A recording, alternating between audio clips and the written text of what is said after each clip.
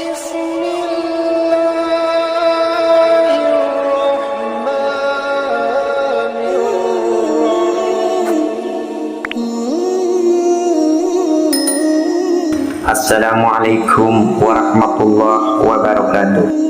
Syukur alhamdulillah kita masih diberikan begitu banyak kenikmatan oleh Allah sehingga kita bisa berjumpa lagi di channel ini. Sholawat dan salam semoga selalu tetap tercurahkan kepada junjungan Nabi Agung, Nabi besar Muhammad sallallahu alaihi wasallam. Allahumma salli ala sayyidina Muhammad wa ala ali sayyidina Muhammad. Harapan dan doa saya, semoga saudaraku semua selalu diberikan kesehatan, dilapangkan rezekinya, dimudahkan segala urusannya, dipanjangkan umurnya, dan diampuni semua dosa-dosanya, serta diterima amal ibadahnya. Amin ya rabbal alamin. Sahabat beriman yang dirahmati Allah, hidayah adalah kemuliaan yang didapatkan seseorang sebagai sebuah jaminan untuk selamat dari Allah Subhanahu wa Ta'ala. Namun orang yang mendapatkan hidayah bukanlah sembarang orang dan ada ciri-cirinya. Hidayah diberikan Allah kepada orang yang dikehendakinya, sehingga kita harus berlomba-lomba mendapatkan hidayah.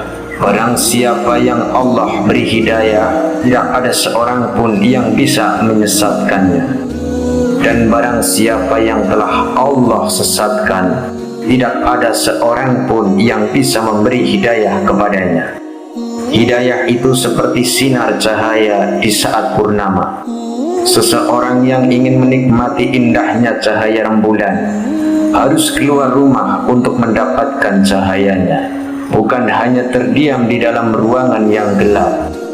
Begitulah cahaya, yaitu didatangkan Allah dan hanya diberikan Allah kepada makhluk yang dikehendakinya. Berharap untuk mendapatkan hidayah dari Allah adalah salah satu langkah yang sangat baik untuk menjadi seorang muslim yang taat. Namun agar Allah senantiasa memberi hidayah kepada kita, maka kita harus turut serta menjemputnya dengan cara tidak malas dalam mencari hidayah tersebut. Berikut ini cara mendapatkan hidayah dari Allah Subhanahu wa Ta'ala yang wajib kita ketahui.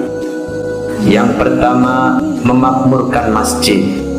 Di sini memakmurkan masjid diartikan dengan membangun, meramaikan, dan mengatur administrasinya. Orang-orang yang memakmurkan masjid dengan membangun kemudian meramaikan masjid tersebut segera mendapatkan hidayah dari Allah. Ini adalah janji Allah, dan janji Allah adalah pasti. Lalu yang kedua, menjauhi maksiat. Orang yang mendapatkan hidayah sadar bahwa segala amalnya akan hilang sia-sia jika ia mendekati maksiat. Maka dari itu, ia harus menjaga betul setiap perbuatannya agar terhindar dari perbuatan maksiat. Kemudian yang ketiga, berkumpul dengan orang soleh. Katakanlah, apakah kita akan menyeru selain daripada Allah sesuatu yang tidak dapat mendatangkan kemanfaatan kepada kita dan tidak pula mendatangkan keburukan? Dan apakah kita akan kembali ke belakang sesudah Allah memberikan petunjuk kepada kita, seperti orang yang telah disesatkan oleh jin di pesawangan yang menakutkan? Dalam keadaan bingung, dia memiliki kawan-kawan yang memanggilnya pada jalan yang lurus. Kemudian yang keempat, merasakan kerinduan kepada Allah. Orang yang mendapatkan hidayah, setiap relung hatinya terisi dengan kerinduan kepada Allah. Jika nama Allah disebut, maka akan bergetar hatinya. Kalau dibacakan firman-Nya, akan bertambah keimanannya. Ia bertawakal, mendirikan sholat, dan mengeluarkan zakat sebagai rezeki syukur atas nikmat yang diberikan Allah.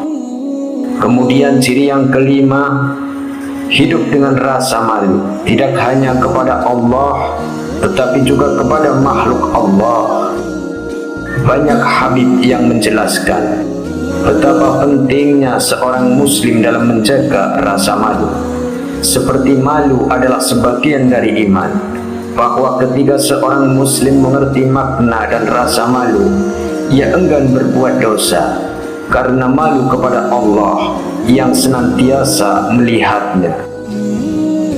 Kemudian ciri yang keenam, senantiasa istiqomah. Artinya berpegang teguh kepada nilai-nilai keimanan. Barang siapa yang berpegang teguh kepada agama Allah, maka sesungguhnya ia telah diberi petunjuk kepada jalan yang lurus. Lalu ciri yang ketujuh, merasa ringan dalam beramal soleh. Orang yang telah mendapatkan hidayah akan merasa mudah atau ringan dalam melaksanakan amal soleh, rajin dan tekun dalam beribadah, serta sangat takut berbuat kedurhakaan. Sementara orang yang tidak mendapatkan hidayah akan berlaku sebaliknya, merasa malas dalam beramal soleh dan tidak bersalah bila berbuat maksiat. Kemudian ciri yang kedelapan, semangat untuk belajar agama. Dalam anggota tubuh seseorang terdapat banyak bagian. Hati adalah pemimpinnya, mulut adalah penyampaiannya, sedangkan kaki dan tangan adalah pelaksanaannya. Maka gunakanlah anggota tubuh dengan sebaik-baiknya untuk kebaikan dan hal yang bermanfaat. Setiap orang pasti mengalami hal yang berbeda terkait cara Allah memberikan petunjuk. Mungkin tanpa kita sadari telah mengalaminya dan berhasil menyikapi petunjuk Allah dengan benar. Namun bisa jadi juga kita kurang tepat dalam mengartikan petunjuknya, sehingga mengambil sikap yang salah dan menyesal kemudian. Bagaimanakah kita akan menyikapi petunjuk tersebut? Maka kembali kepada kita, diri kita sendiri. Sahabat beriman yang dirahmati Allah, itulah beberapa ciri-ciri atau tanda-tanda orang yang mendapatkan hidayah dari Allah Subhanahu wa ta'ala. Wallahu a'lam bishawab. Demikian yang bisa saya bagikan, semoga bermanfaat buat kita semua. Kurang dan lebihnya mohon dimaafkan. Yang benar semata-mata datangnya dari Allah yang maha benar, dan yang salah hilaf atau keliru itu datangnya dari pribadi kami sendiri. Akhirul kalam, billahi taufiq wal hidayah wal ridha wal inayah. Wassalamualaikum warahmatullahi wabarakatuh. Barakallah.